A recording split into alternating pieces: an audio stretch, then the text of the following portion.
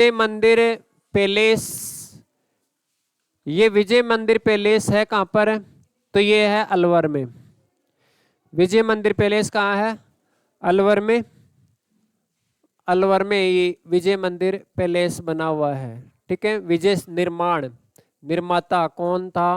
तो विजय सिंह। निर्माता कौन है? विजय सिंह ने इसका निर्माण करवाया था, विजय मंदिर पैलेस। ठीक है, तो लिखो विजय मंदिर पैलेस अलवर। निर्माता कौन है? विजय सिंह है। और इसकी एक खास बात है, ये जो मंदिर है ना विजय मंदिर पैलेस, ये एक विशेष आकृति में बना हुआ है, और वो आकृति है जहाज की आकृति में बना हुआ महल है। ये जहाज की आकृति में बना महल। तो ये इंपॉर्टेंट फैक्ट है इसमें कि कौन सा राजस्थान का कौन सा महल है जो जहाज की आकृति में बना हुआ है। ठीक है, तो ध्यान रखेंगे कौन सा महल है? विजय मंदिर पैलेस है कहाँ पर? अलवर में। ठीक है, और निर्माता कौन है? विजय सिंह है। ठीक है, जहाज की आकृति में बना हुआ महल है। इसके अलावा देखो एक है अलवर पैलेस या city palace. Alwar palace, Alwar palace के नाम से है अलवर महल, अलवर पैलेस, या इसको बोलते हैं city palace. City palace Jaipur में, सिटी पैलेस उदयपुर में, और ये सिटी पैलेस अलवर में। ठीक है, तो ये कहाँ पर है? अलवर में। और अलवर में ये बनवाया किसने था? राजा बख्तावर सिंह ने।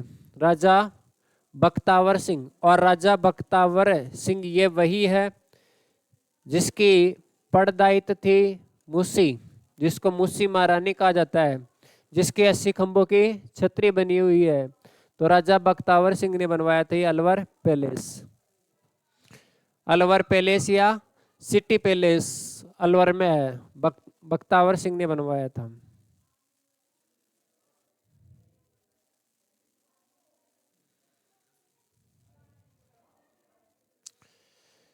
एक है अलवर में कंपनी गार्डन। कंपनी गार्डन, या इसका दूसरा नाम है पुरजन विहार।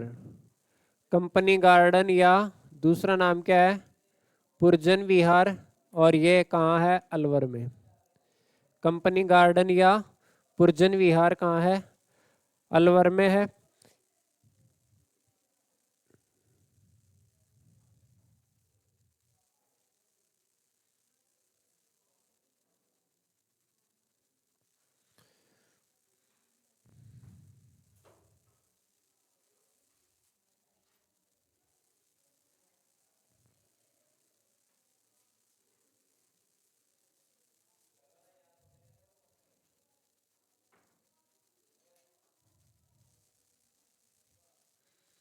ठीक है, इसका निर्माण शिवदान सिंह ने करवाया था। निर्माण शिवदान सिंह ने करवाया था। शिवदान सिंह।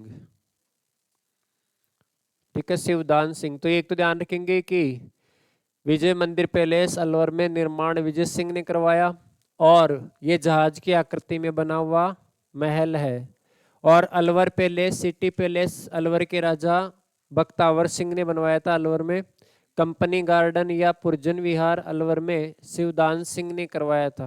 ठीक है, अब देखिए इसके अलावा एक होप सर्कस के नाम से और अलवर में है। Hope circus, hope circus. Hope circus जो है ना, होप सर्कस ये भी कहाँ है? अलवर में। अलवर में होप सर्कस जो ना, होप मिस होप थी, जो भारत का जो गवर्नर जनरल था उसकी पुत्री थी मिस होप, और मिस होप के नाम से यहाँ पे होप सर्कस का निर्माण करवाया था तेज सिंह ने। और लॉर्ड जो लिनलिथगो था ना, लॉर्ड लिनलिथगो जिसने 1940 में अगस्त प्रस्ताव पास किया था, उस लॉर्ड लिनलिथगो की पुत्री थी मिस होप, और उसके लिए बनवाया था, उसके नाम से बनवाया होप सर्कस। ठीक है, तो ये ध्यान रखेंगे अलवर शासक, अलवर शासक तेज सिंह द्वारा तेज सिंह द्वारा, अलवर शासक तेज सिंह द्वारा Lord Linlithgow, Lord Linlithgow, Lord Linlithgow की पुत्री, लॉर्ड लिनलिथगो की पुत्री मिस होप, मिस होप के नाम पर, मिस होप के नाम पर किसका निर्माण करवाया है? होप सर्कस का। ठीक है कहां पर? अलवर में। ठीक है, लिखो होप सर्कस।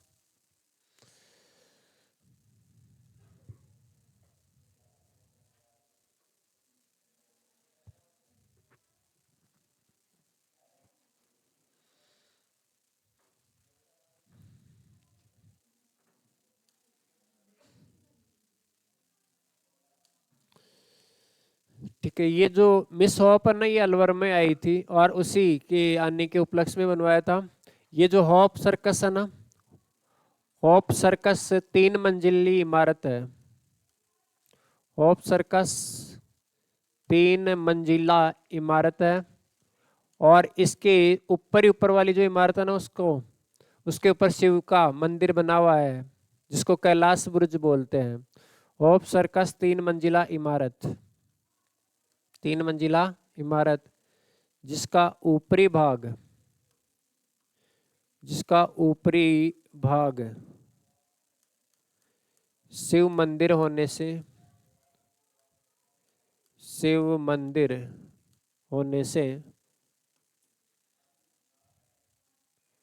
कैलाश बुर्ज कहलाता है। कैलाश बुर्ज, कैलाश बुर्ज कहलाता है ये। ठीक है, होप सर्कस 3 मंजिला है। मिस होप के अलवर आगमन के उपलक्ष्य में तेज सिंह ने बनवाया था और होप किसकी पुत्री है? Lord Linlithgow. लॉर्ड लिनलिथगो वह था जिसने भारत को न चाहते हुए भी द्वितीय विश्व युद्ध में, भाई कांग्रेस नहीं चाहती थी कि भारत द्वितीय विश्व युद्ध में शामिल हो, लेकिन इसने द्वितीय विश्व युद्ध में शामिल होने की घोषणा कर दी थी और बाद में अगस्त प्रस्ताव पेश किया था कि जैसे ही द्वितीय विश्व युद्ध समाप्त होगा वैसे ही भारत को डोमिनियन स्टेट का दर्जा दिया जाएगा। वो था लॉर्ड लिनलिथगो और उसकी पुत्री थी मिस होप और वो अलवर में आई थी। तो तेज सिंह ने, तेज सिंह की लाल डायरी काफी चर्चा में रही थी। तो तेज सिंह जो है ना, तेज सिंह ने इसका निर्माण करवाया था।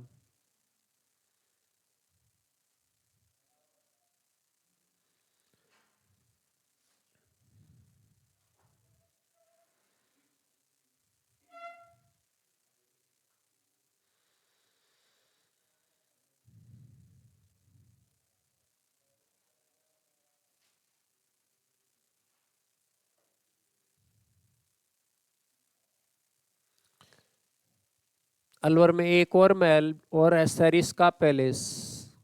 क्या हुआ? अलवर में एक महल और है, Sariska palace. Sariska palace, Sariska palace. Sariska क्या है? अभ्यारण्य भी तो है ना। सरिस्का पैलेस अलवर में, अल पैलेस मतलब महल, और इसका सरिस्का पैलेस का निर्माण अलवर के राजा जय सिंह के द्वारा, अलवर शासक जय सिंह द्वारा, जय सिंह द्वारा। ये जो ये है ना सरिस्का पैलेस, ये फिल्मों की शूटिंग के लिए जाना जाता है और वैसे राजस्थान में सबसे ज्यादा फिल्मों की शूटिंग सामोद पैलेस में होती है। यहाँ पर एक मूवी की शूटिंग हुई थी, कर्ण अर्जुन मूवी की, कर्ण अर्जुन की, कर्ण अर्जुन मूवी की शूटिंग हुई थी जिसमें वो ठाकुर है ना, ठाकुर, ठाकुर तू तो गए हो इसे बोलते हैं ठाकुर तू तो गए हो। तो वो जो ठाकुर है ना, वो ठाकुर इस महल का, उसी की हवेली है। ठाकुर की हवेली वाला जो सीन है ना, वो यही महल है। तो ध्यान के, यहाँ कौन सी मूवी की शूटिंग के लिए जाना जाता है? यहाँ कर्ण अर्जुन मूवी, कर्ण अर्जुन फिल्म की शूटिंग हुई है, फिल्म की शूटिंग, शूटिंग, ठीक है, जिसमें जो ठाकुर की हवेली बताई जाती है वो यही है, सरिस्का पैलेस वाली।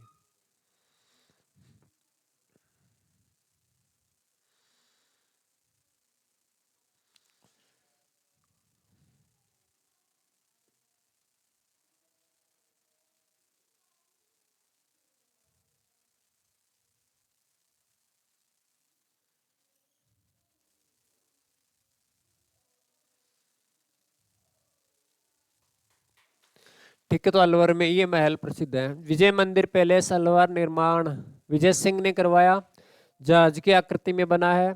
Alwar palace, city palace Alwar के राजा बख्तावर सिंह ने बनवाया था। बख्तावर सिंह की पासवान पड़दायत थी मुसी महारानी। मुसी महारानी, तो इसके पास में मुसी महारानी के सिकंबों की छतरी है, जो छतरियों में पढ़ेंगे। कंपनी गार्डन या पुरजन विहार अलवर ने निर्माण शिवदान सिंह ने। यहाँ बाद में कुछ निर्माण कार्य मंगल सिंह ने भी करवाए थे, ठीक है। और मंगल सिंह जो है ना, वो अजमेर में जो मेयो कॉलेज है ना, मेयो कॉलेज अंग्रेज में वो सॉरी अंग्रेजी शिक्षा का केंद्र था अजमेर में मेयो कॉलेज, और मेयो कॉलेज में एडमिशन लेने वाला पहला विद्यार्थी मंगल सिंह था अलवर का, ठीक है। तो उसका भी कुछ इस कंपनी गार्डन में निर्माण कार्य है, लेकिन वो इतना इम्पोर्टेंट नहीं है। Hope circus Alwar, hope circus Alwar किसकी पुत्री थी? लिन लिथगो की पुत्री मिस होप, मिस होप। और ये होप सर्कस कितनी मंजिल का है? 3 मंजिला इमारत। ऊपर वाले शिखर पर शिव जी का मंदिर है, शिवालय, तो क्या बोलते हैं? कैलाश बुर्ज, कैलाश बुर्ज बोलते हैं। और ये बनवाया किसने था? तेज सिंह ने बनवाया था। और सरिस्का पैलेस भी कहाँ है? अलवर में, जय सिंह ने बनवाए। और ये कौन सी मूवी के लिए जाने जाने वाला महल है? तो ये कर्ण अर्जुन मूवी के लिए। अब देखिए इसके बाद जो है ना, एक महल है लालगढ़ पैलेस। लालगढ़ पैलेस कहाँ है? लालगढ़ पैलेस, बताओ लालगढ़ पैलेस कहाँ है? ये वेरी गुड, बीकानेर में। बीकानेर का एक प्रसिद्ध राजा हुआ जिसका नाम था गंगा सिंह, ठीक है। बीकानेर का जो शासक था ना, गंगा सिंह, गंगा सिंह के पिता का नाम था लाल सिंह। गंगा सिंह के पिता का नाम था लाल सिंह। और लाल सिंह की स्मृति में किसने बनवाया? गंगा सिंह ने। कौन सा महल बनवाया? लालगढ़ पैलेस, लालगढ़ पैलेस, ठीक है। तो ये ध्यान रखें, बीकानेर शासक, बीकानेर शासक कौन? गंगा सिंह। शासक गंगा सिंह ने, गंगा सिंह ने पिता लाल सिंह की, लाल सिंह की स्मृति में, ठीक है। यहाँ के महलों की खास बात और भी है, यहाँ के महल लाल पत्थरों में है, बीकानेर वाला, ठीक है।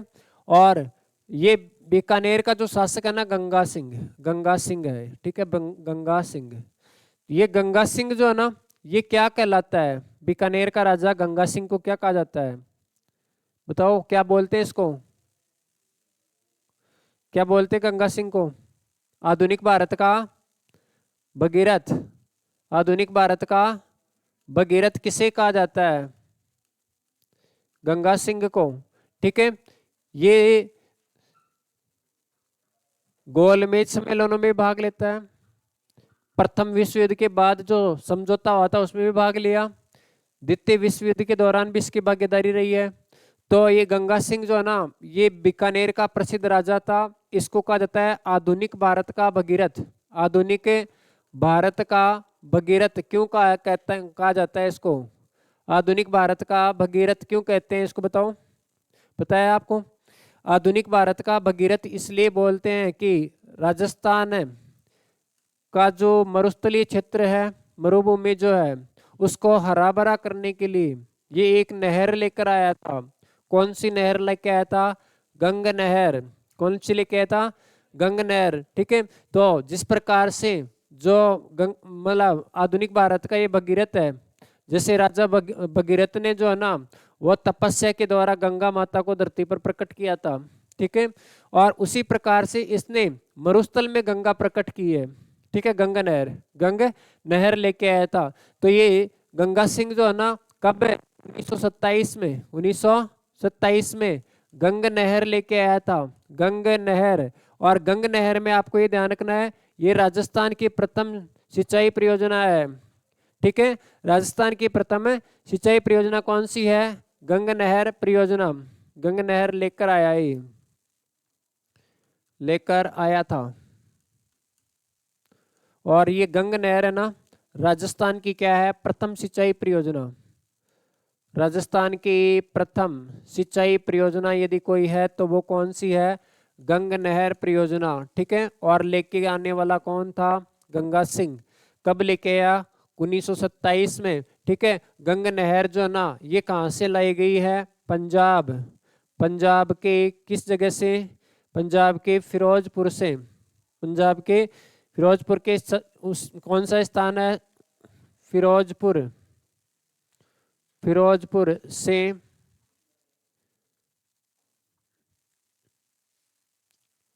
सतलज नदी से लेके आया था ये। नदी का भी ध्यान रखेंगे, सतलज नदी। हुसैनी वाला स्थान है जहाँ सतलज नदी है। ठीक है। हरी के बैराज से तो इंदिरा गांधी नहर परियोजना है।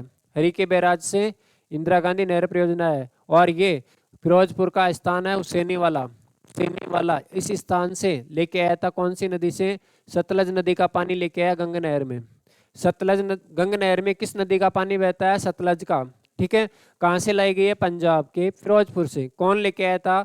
गंगा सिंह। कब लेके आया था? 27 में, 1927 में। तो राजस्थान की प्रथम सिंचाई परियोजना है ये। और ये लालगढ़ पैलेस गंगा सिंह ने बनाया था अपने पिता लाल सिंह की स्मृति में। ठीक है। तो महल के साथ साथ ये ज्योग्राफी भी ले लो, लिख लिया ना भाई। चीजों को आप एक पढ़ोगे तो ही याद होगी ना।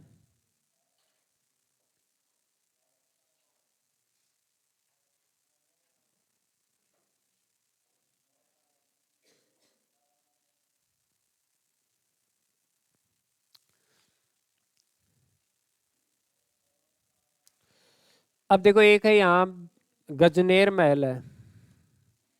गजनेर महल। गजनेर महल। एक देखो गजनेर अभयारण्य भी है। गजनेर महल कहाँ है? बीकानेर में। बीकानेर का एक राजा था जिसका नाम था गज सिंह। बीकानेर के एक राजा का नाम क्या है? गज सिंह। और गज सिंह ने कौन सा महल बनाया है? गजनेर महल। तो ये गजनेर महल किसने बनाया है? बीकानेर शासक गज सिंह के द्वारा। गज सिंह द्वारा। ठीक है। गज सिंह द्वारा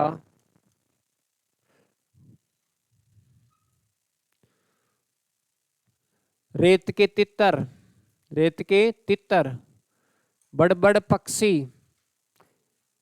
इंपीरियल सैंड गाउज, इनके लिए प्रसिद्ध है ना गजनेर वाला अभयारण्य।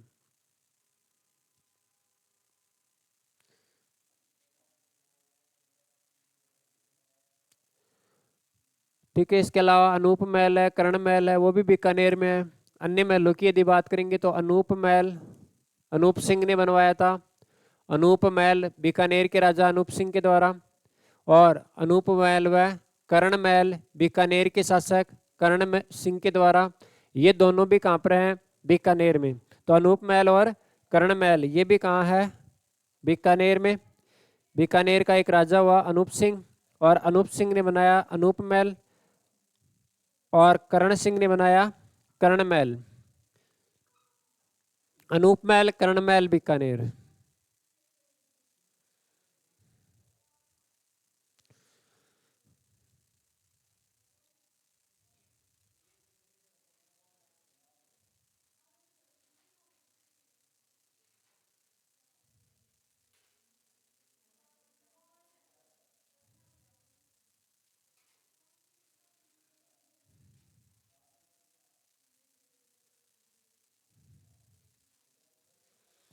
ठीक है। मुबारक महल पढ़ा था पहले। मुबारक महल जयपुर में। मुबारक महल जयपुर में अतिथियों के विश्राम के लिए बनवाया किसने था? माधो सिंह ने। माधो सिंह द्वितीय। माधो सिंह द्वितीय ने कब बनवाया था? 1900 ईस्वी में। और उस मुबारक महल की मंजिल कितनी है? 2 2 मंजिल थे ना मुबारक महल में। और मुबारक महल जो है ना, उस मुबारक महल का नक्शा किसने तैयार किया? प्रारूप किसने तैयार किया? Sir Swinton, sir Samuel Swinton Jacob. Sir Samuel Swinton Jacob, वो जैकब ही इसका भी प्रारूप तैयार करता है। इसका प्रारूप की भी यदि आपसे पूछे ना तो इसका भी कौन करता है, sir Samuel Swinton Jacob, Samuel Swinton Jacob. ठीक है, इसके बारे में मैंने पहले आपको बताया था, ये चार जो इमारतें हैं ना उनका वास्तुकार शिल्पकार है, चार बताई थी ना। एक कौन सा, अल्बर्ट हॉल, एक कौन सा, मुबारक महल, दो जयपुर में हो गए ना, अल्बर्ट हॉल और मुबारक महल। एक ये बीकानेर का लालगढ़ पैलेस, और एक अजमेर की मेयो कॉलेज, अजमेर की मेयो कॉलेज। उन सब का वास्तुकार प्रारूप तैयार करने वाला कौन है, सर सैमुअल स्विंटन जैकब था। ठीक है, तो ये बातें अपनी पहले हो गई थी। अब देखिए इसके बाद जो है ना मुबारक महल की बात कर रहे हैं, और मुबारक महल पहले जयपुर में पड़ा, और अब ये मुबारक महल कहाँ का है, तो ये है टोंक का। मुबारक महल ये कहाँ पे है, टोंक में। ये मुबारक महल टोंक वाला जो है ना, इसका निर्माण अमीरुद्दौला ने करवाया था, अमीरुद्दौला, अमीरुद्दौला द्वारा। और ये मुबारक महल टोंक वाला जो है ना, ये ऊंट की कुर्बानी के लिए बकरा ईद पर बकरी की कुर्बानी दी जाती है। राजस्थान का वह स्थान जहां बकरा ईद पर ऊंट की कुर्बानी दी जाती थी, ऊंट की कुर्बानी दी जाती थी, तो कौन सा स्थान था, मुबारक महल टोंक, मुबारक महल टोंक। तो ध्यान रखेंगे यहाँ बकरा ईद पर, बकरा ईद पर ऊंट की कुर्बानी, ऊंट की कुर्बानी दी जाती थी, दी जाती थी। ठीक है, रेगिस्तान का जहाज ऊंट वर्तमान में राजस्थान का राज्य पशु, राजस्थान का राज्य पशु ऊंट कब घोषित हुआ, 2014 में, 2000। तो ये ऊंट जो है ना अब इसकी कुर्बानी नहीं दी जाती है, पहले इसकी कुर्बानी यहाँ दी जाती थी, मुबारक महल। अब देखिए एक है अलवर में है सुनहरी कोठी, सुनहरी कोठी। तो एक है सुनहरी कोठी, सुनहरी सॉरी अलवर क्या है इसमें, टोंक में। सुनहरी कोठी कहाँ है, टोंक में। टोंक राजस्थान की नवाबों की नगरी, राजस्थान की एकमात्र मुस्लिम रियासत, राजस्थान में नवाबों की नगरी टोंक, राजस्थान की एकमात्र मुस्लिम रियासत टोंक। तो टोंक में दो बातें ध्यान रखेंगे, एक तो क्या है, टोंक को क्या बोलते हैं, नवाबों की नगरी, नवाबों की नगरी। राजस्थान में किसे कहा जाता है, टोंक को कहा जाता है। भारत में नवाबों की नगरी लखनऊ, भारत में नवाबों की नगरी लखनऊ, राजस्थान में नवाबों की नगरी टोंक। और एक क्या बोलेंगे, एकमात्र, एकमात्र कैसी रियासत है, मुस्लिम रियासत, एकमात्र मुस्लिम रियासत कौन सी थी, टोंक थी। ठीक है, और मुसलमान जो शासक था उसको तथा नवाब। ठीक है, एकमात्र मुस्लिम रियासत है टोंक। सुनहरी कोठी टोंक में। देखिए इसके अन्य नाम की यदि बात करें ना, अन्य नाम इसके क्या हैं, तो एक नाम तो है इसका शीश महल, एक नाम तो क्या है इसका, शीश महल। और एक नाम है इसका जर निगार, जर निगार। एक नाम है शीश महल, एक नाम क्या है, जर निगार। ठीक है, वजीरुद्दौला और इससे संबंधित और व्यक्ति हैं। पहली इमारत प्रथम मंजिल जो है ना वो अमीर अली ने बनाई थी 1824 में। ठीक है, प्रथम मंजिल का निर्माण, प्रथम मंजिल 1824 ईस्वी में, 24 ईस्वी में अमीर अली द्वारा, अमीर अली द्वितीय मंजिल, द्वितीय मंजिल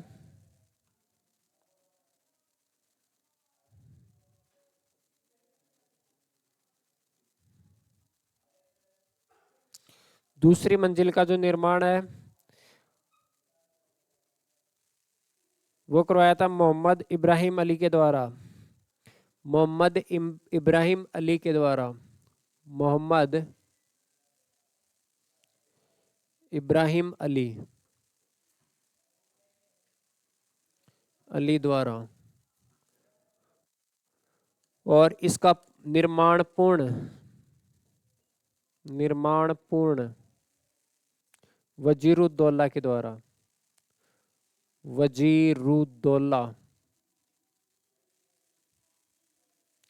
वजीरुद्दौला द्वारा, ठीक है। और ज्यादातर यह पूछा जाता है, वजीरुद्दौला,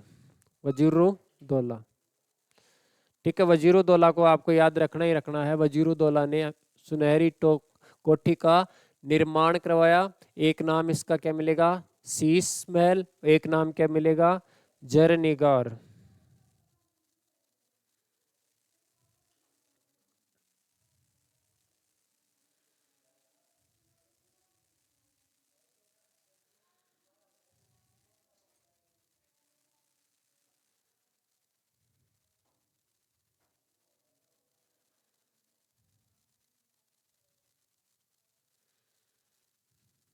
ठीक है, तो मुबारक महल कहाँ है? टोंक में। टोंक राजस्थान में नवाबों की नगरी है और राजस्थान की एकमात्र मुस्लिम रियासत।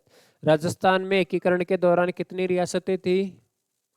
19। कितनी रियासतें थी? 19। कितने ठिकाने थे? 3।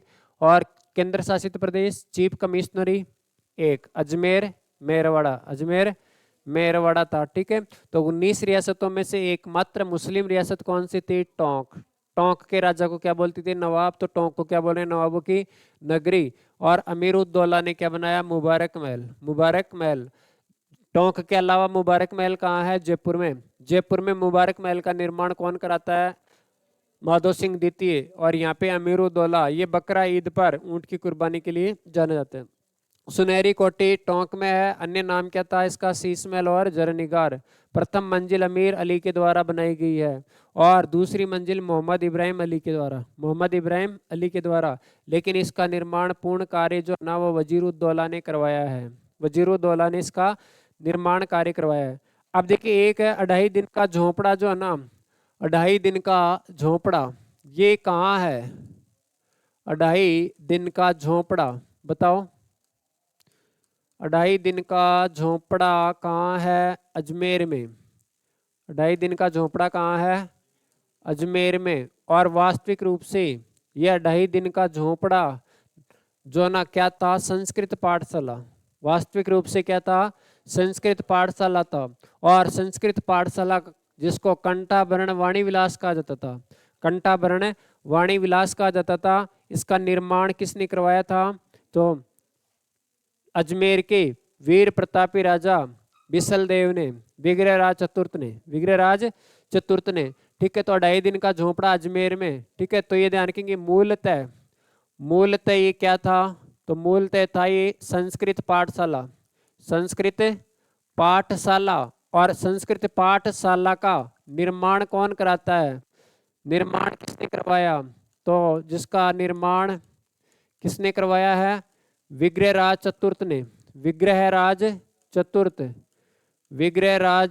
चतुर्थ द्वारा। ठीक है, और विग्रहराज चतुर्थ या इसी को क्या बोलते हैं? बिसल देव, या इसको क्या बोलेंगे? बिसल देव के द्वारा, बिसल देव या विग्रहराज चतुर्थ ने करवाया था। इस संस्कृत पाठशाला को क्या कहा गया? संस्कृत पाठशाला को कंठाभरण वाणी विलास, कंठाभरण वाणी विलास।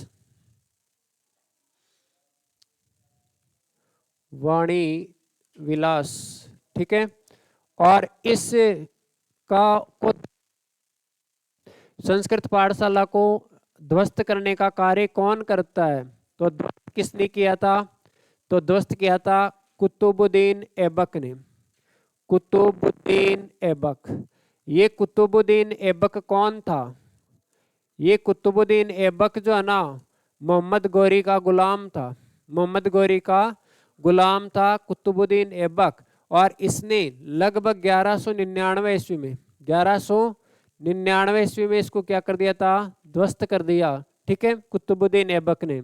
तो कुतुबुद्दीन ऐबक का भी ध्यान रखेंगे। ये कौन था? मोहम्मद गौरी का गुलाम था ये, या उसका सेनापति। ठीक है, गुलाम वंश का संस्थापक कौन है? तो कुतुबुद्दीन ऐबक। ये किस वंश का संस्थापक है? तो ये भी ध्यान रखेंगे, गुलाम या गुलाम वंश को ही क्या बोलते हैं? दास। गुलाम वंश को क्या बोलते हैं? दास। दास राजवंश का संस्थापक कौन है? तो ये ही था कुतुबुद्दीन ऐबक, राजवंश का संस्थापक कुतुबुद्दीन ऐबक। इसने इसको ध्वस्त किया। ठीक है, और यहाँ जो है ना, यहाँ 2.5 दिन का झोपड़ा क्यों कहलाया? कि पंजाब का एक सूफी संत था, पंजाब का एक, वो पंजाब के एक पंजाब साहब पीर के नाम से सूफी संत था, और उसे का 2.5 दिन का यहाँ उर्स लगा, और उसके बाद ये 2.5 दिन के नाम से जाना गया, और ये राजस्थान की पहली मस्जिद भी मानी जाती है। ठीक है, तो एक तो ये ध्यान रखेंगे, 2.5 दिन का झोपड़ा जो है ना, यह राजस्थान की क्या है? प्रथम मस्जिद। राजस्थान की प्रथम मस्जिद किसे कहा जाता है? 2.5 दिन के झोपड़े को। ठीक है, मस्जिद। फिर ध्यान एक चीज ये ध्यान रखेंगे, यहाँ पंजाब साहेब पीर का, पंजाब साहेब पीर का, पीर किसको बोलते हैं? पीर बोलते हैं इस्लाम के गुरु को। इस्लाम के गुरु को क्या बोलते हैं? पीर। ठीक है, पंजाब साहब पीर का 2.5 दिन, यानी 2 और आधा, 2.5 दिन उसने तंबू ताने बाद में ठा लिए, तो 2.5 दिन का उर्स लगा। 2.5 दिन का उर्स लगा था। कहाँ पे? इसी संस्कृत पाठशाला वाले परिसर में। तो पंजाब साहेब पीर का 2.5 दिन का उर्स लगा, और उसके बाद ये क्या कहलाया? 2.5 दिन का झोपड़ा। 2.5 दिन का झोपड़ा कहलाया। उर्स लगा बाद में 2.5 दिन के झोपड़ा, 2.5 दिन का झोपड़ा कहलाया। 2.5 दिन का झोपड़ा कहलाया।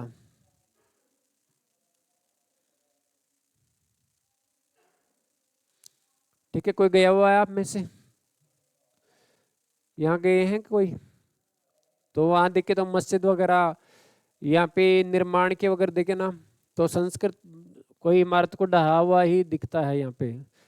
तो 2.5 दिन का झोपड़ा है। और इसका थोड़ा ध्यान रखिए, विग्रहराज चतुर्थी या बिसल देव का, विग्रहराज चतुर्थी या बिसल देव की बात करें ना, तो देखिए यह है, एक तो ध्यान रखेंगे विग्रहराज चतुर्थ, इसका शासन जो है ना, विग्रहराज चतुर्थ का शासन कहाँ का राजा है? अजमेर का।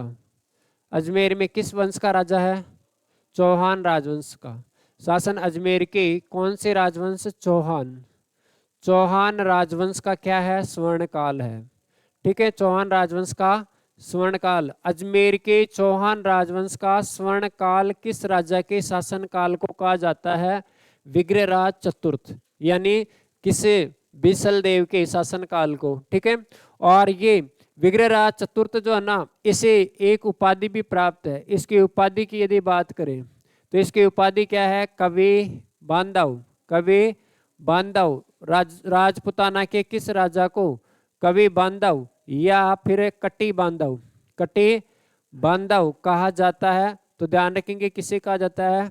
विग्रहराज चतुर्थ को कहा जाता है। ठीक है, और ये साहित्यकार था स्वयं भी, और साहित्यकारों को दरबार में आदर करता था, कवि बांधव है।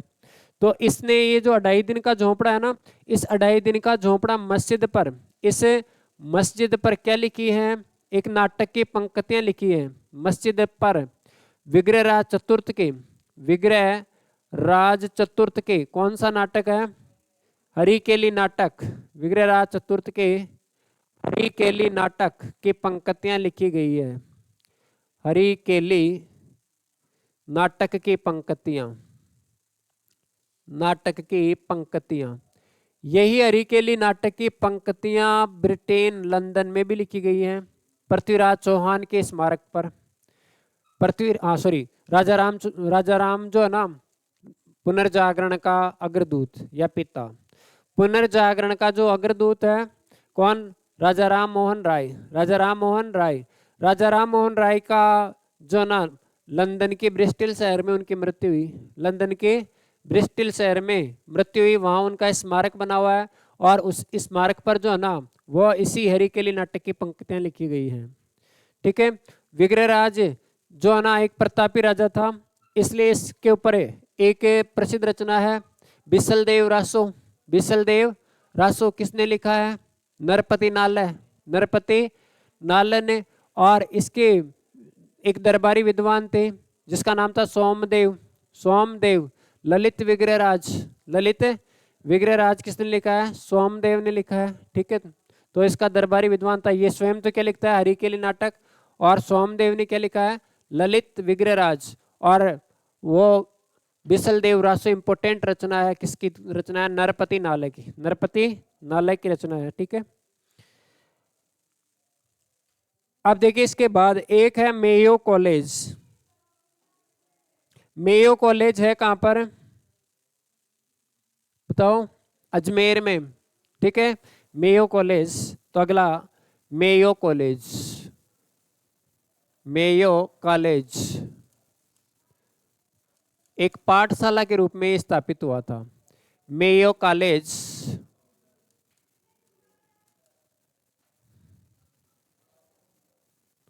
मेयो कॉलेज है अजमेर में। ठीक है भाई, अंग्रेजों का भारत में शासन है और अंग्रेजों ने भारत में जब शासन किया तो उनके जो बच्चे होंगे या परिवार जो होगा उनकी शिक्षा का प्रबंधन करेंगे। राजा महाराजाओं के बच्चों की शिक्षा का प्रबंधन होगा, तो उनके लिए जो है ना ये विद्यालय स्थापित किया गया था, मेयो कॉलेज।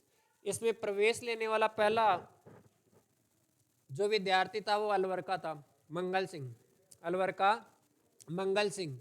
मेयो कॉलेज की स्थापना कब हुई? तो ये स्थापना जो है ना किसने की है? लॉर्ड मेयो के द्वारा, लॉर्ड मेयो के द्वारा 1875 में, 1870 में घोषणा हुई और 1875 में स्थापना हुई और 1885 में उद्घाटन हुआ। तो देखिए मेयो कॉलेज कहाँ है? अजमेर में। और स्थापना की बात करेंगे तो स्थापना कब हुई? 1875 में, 1875 ईस्वी में। किसके द्वारा? लॉर्ड मेयो द्वारा, लॉर्ड मेयो द्वारा। ठीक है, और उद्घाटन की यदि बात करें, उद्घाटन 1885 ईस्वी में, 85 ईस्वी में लॉर्ड डफरिन द्वारा, लॉर्ड डफरिन द्वारा। ठीक है, इसके अलावा देखिए प्रवेश लेने वाला, प्रवेश लेने वाला प्रथम विद्यार्थी, प्रथम विद्यार्थी मंगल सिंह, मंगल सिंह। ये मंगल सिंह है कहाँ का? तो ये अलवर का था। अलवर बाद में शासक बना। ठीक है,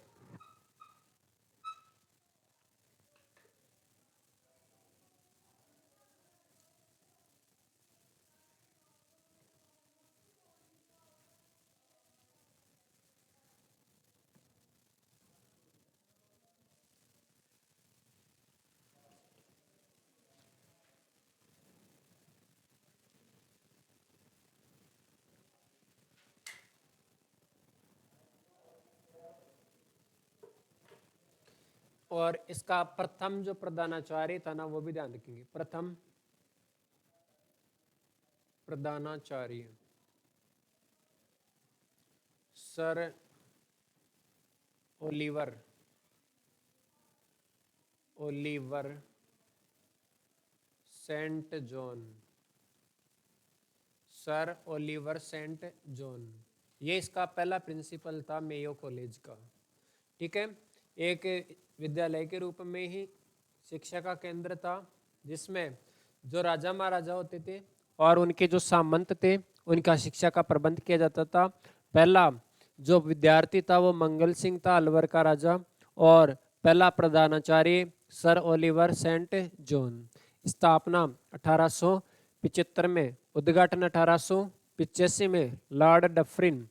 85 में कांग्रेस की स्थापना हुई थी, 85 में इसका उद्घाटन हुआ, 1885 में।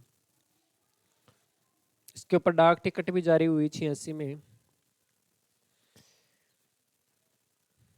अब देखिए एक है पृथ्वीराज का स्मारक।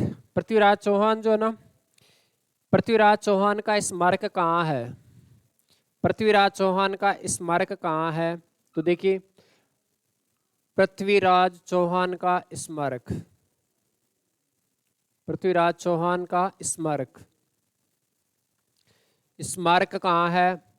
तो स्मारक, पृथ्वीराज चौहान कहाँ का राजा है? अजमेर का। पृथ्वीराज चौहान कहाँ का राजा था?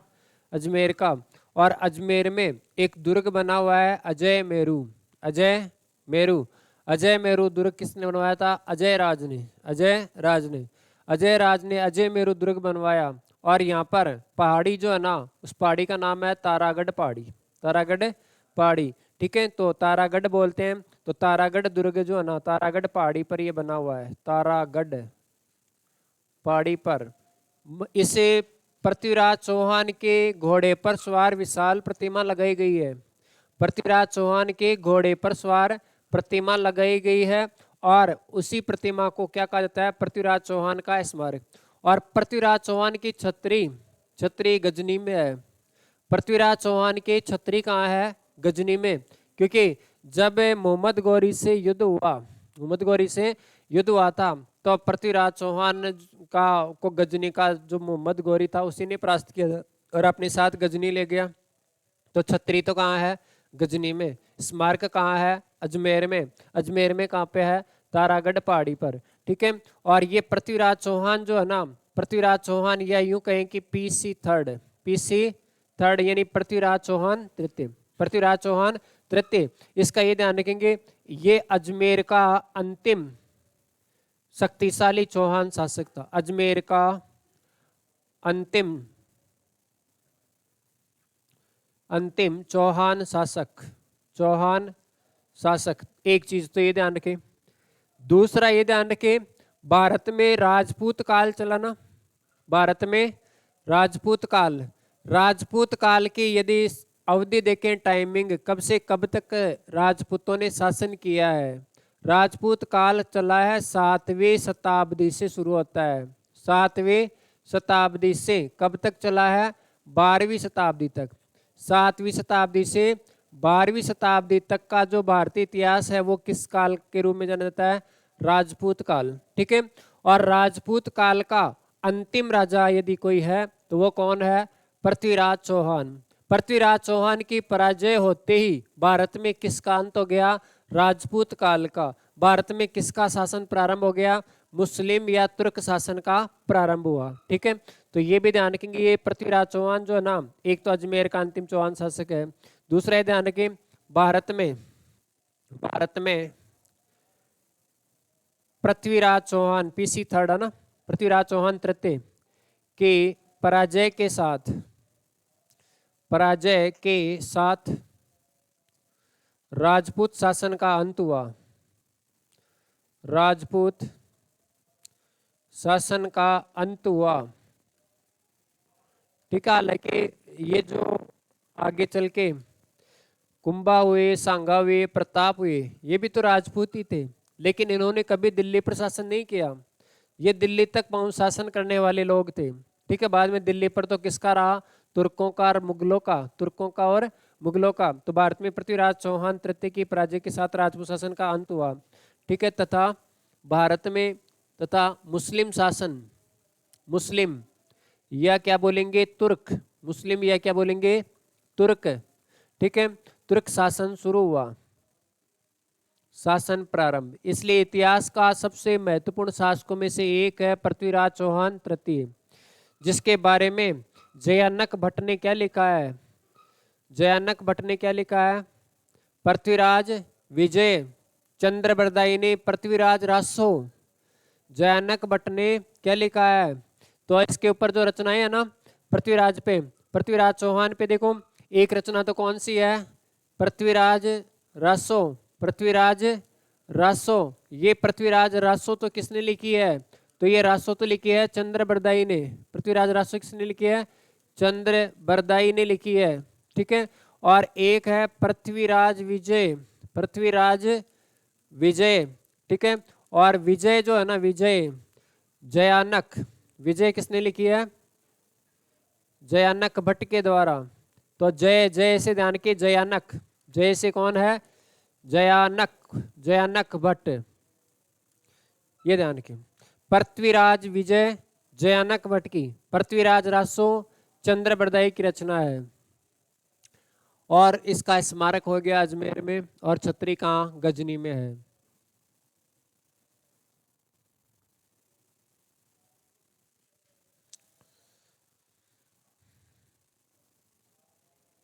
अब देखिए इसके अलावा यहाँ अजमेर में एक जहांगीर का महल भी है।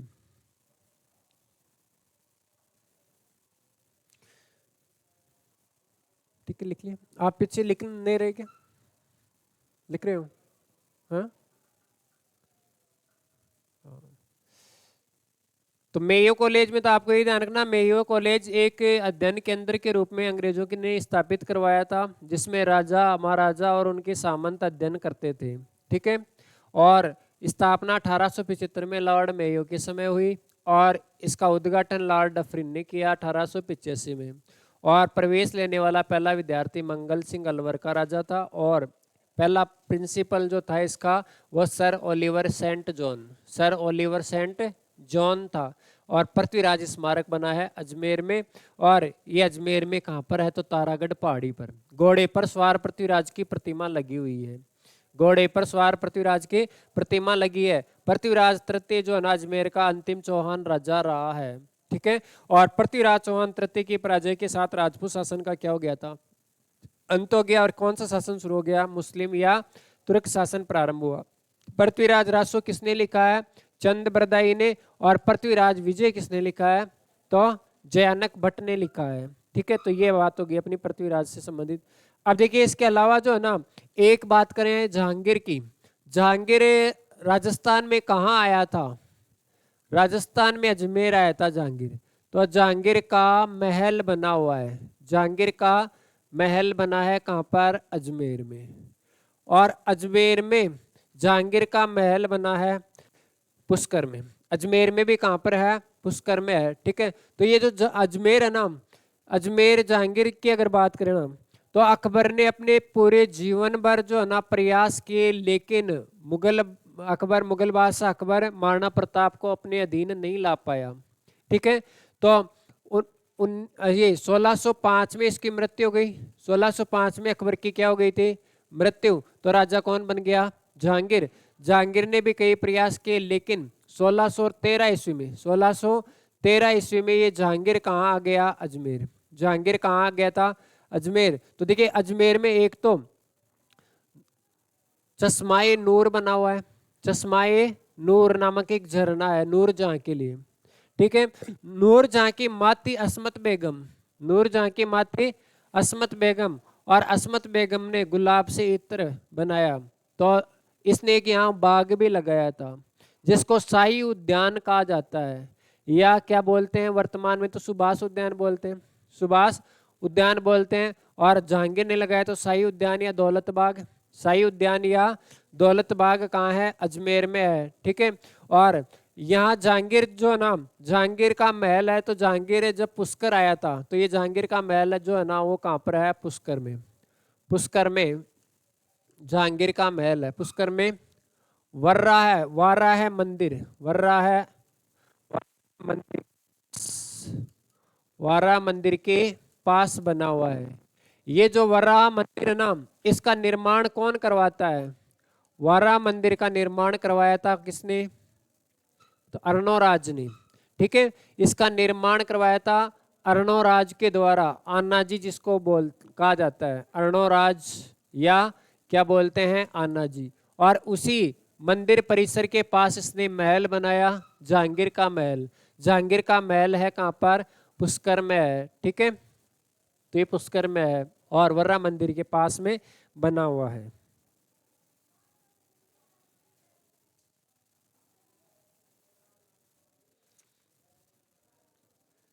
ठीक है, पुष्कर में तो पुष्कर झील के किनारे, पुष्कर झील के किनारे ही है वर्रा मंदिर। वर्रा मंदिर है, रंगनाथ जी का मंदिर है, सावित्री मंदिर है, गायत्री मंदिर है, ब्रह्मा जी का मंदिर है। मंदिरों के लिए जाना जाता है ना पुष्कर, बावन घाट पुष्कर झील में। तो देखिए यहाँ जहांगीर का महल पुष्कर में वर्रा मंदिर के पास बना है और वर्रा मंदिर बनाया था अर्णोराज या अन्ना जी ने बनवाया था। ठीक है, इसके अलावा देखो एक है अजीत भवन पैलेस। अजीत भवन पैलेस जो है ना, ये कहाँ है और किस लिए जाना जाता है? अजीत भवन पैलेस, अजीत भवन पैलेस। ठीक है, और ये अजीत भवन पैलेस है कहाँ पर? हेरिटेज होटल के रूप में जाना जाता है अजीत भवन पैलेस। ठीक है, अजीत सिंह ने ये अजीत भवन पैलेस बनवाया था। ठीक है, जो भारत का प्रथम हेरिटेज होटल है, भारत का प्रथम हेरिटेज होटल के रूप में किसे जाना जाता है? अजीत भवन पैलेस को जाना जाता है। ठीक है, और इसका निर्माण कौन करवाता है? अजीत सिंह करवाता है। और ये अजीत सिंह कौन था? तो मारवाड़ का एक राजा था जिसका नाम था हनुमंत सिंह। मारवाड़ के शासक हनुमंत सिंह का प्रधानमंत्री था। ठीक है, तो ध्यान रखेंगे यह भारत का प्रथम हेरिटेज होटल है। हेरिटेज होटल, भारत का प्रथम हेरिटेज होटल। और हेरिटेज सिटी किसको बोलते हैं? Heritage hotel. और निर्माण की यदि बात करेंगे तो निर्माण में ध्यान रखिए हनुमंत सिंह के प्रधानमंत्री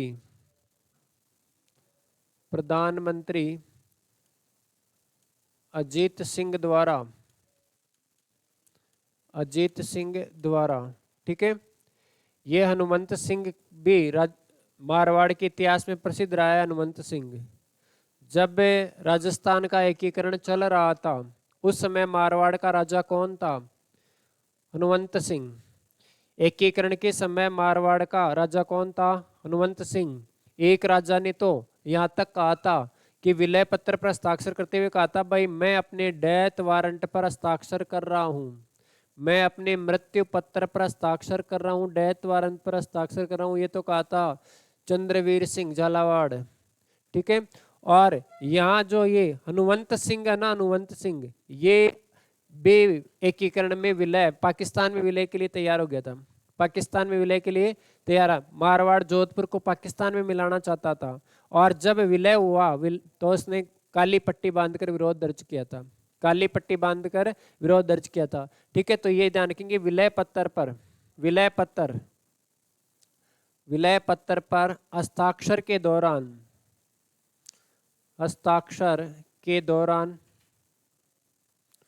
विलय पत्र पर हस्ताक्षर के दौरान काली पट्टी बांधकर विरोध प्रदर्शन किया।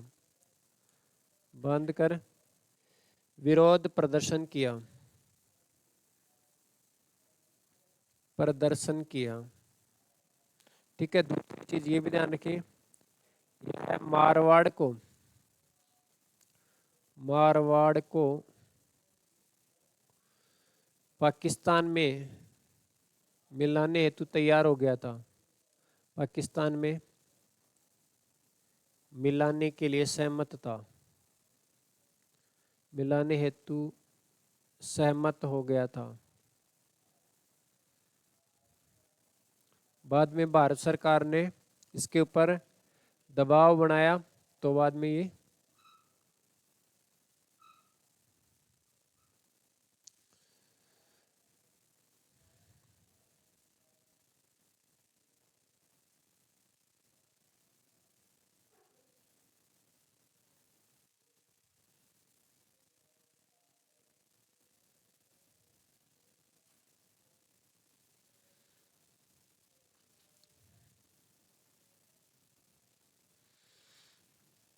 ठीक है। तो अजीत भवन पैलेस जोधपुर में है, भारत का प्रथम हेरिटेज होटल, ये काफी बार आता है, भारत का प्रथम हेरिटेज होटल अजीत भवन पैलेस है। ठीक है, हेरिटेज सिटी के रूप में झालरापाटन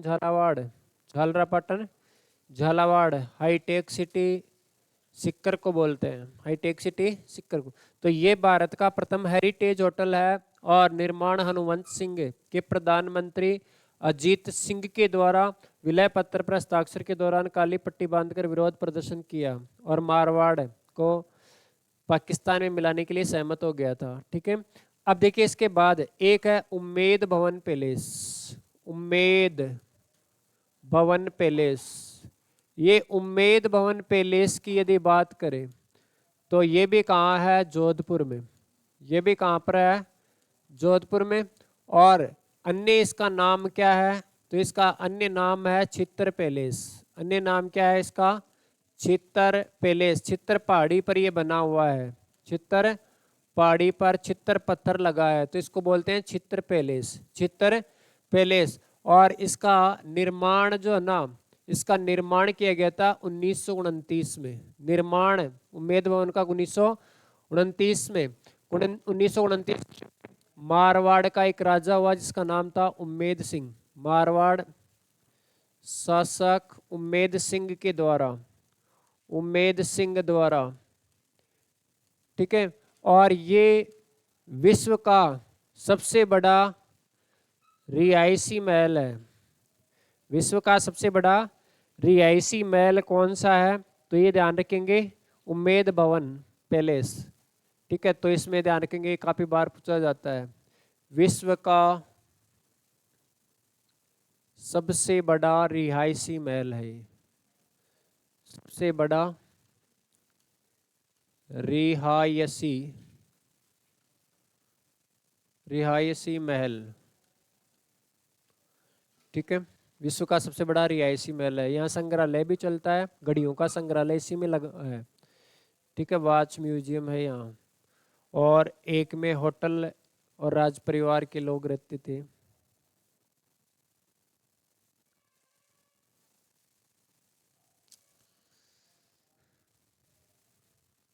ठीक है, ये भी लिख लो, यहाँ घड़ियों का संग्रहालय बना हुआ है, घड़ियों का संग्रहालय बना हुआ है।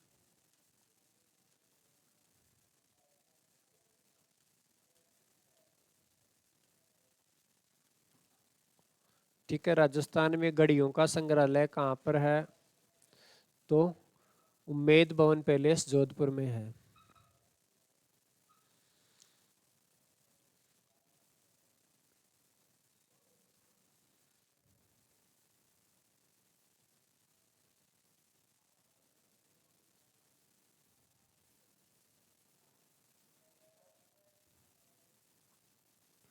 ठीक है, तो ये आपके महल वाला टॉपिक कंप्लीट। अब कल जो है ना हवेलियां पढ़ेंगे पहले। ठीक है, हवेलियां पढ़ के आना।